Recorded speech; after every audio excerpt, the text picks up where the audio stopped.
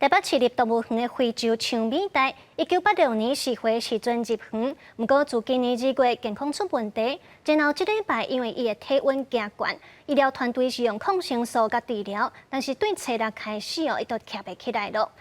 动物园问过国际专家意见了后，老本是决定甲安乐死。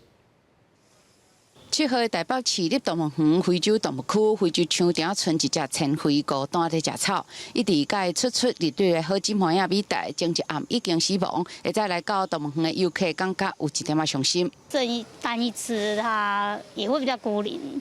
死亡的美带已经42岁，为2月开始就出现倒前脚不正常，一直到这个月3号有明显的怪行为。6号会知影美带更加出现脱水、体温偏悬的状况。在治疗过程当中，伊常常坐落来，倒前脚嘛无法度互伊重新站起来。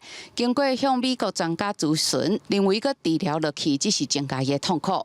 继续躺着这个状况是非常的具有负担的，所以我们最后在各方的讨论研判下，就决定说，我们在下午傍晚的时候就送他离开这样。肺部的话有局部的多发性的出血跟坏死。所以他的病况，初判的话是全身性感染所造成的。美带甲千灰拢是1986年入园，两者个性差真侪。大概美带若要甲千灰抢食物的时阵，千灰就会甲伊吓惊。即马做伙生活的时光已经消失啦。园方表示，千灰心情加减会受到影响。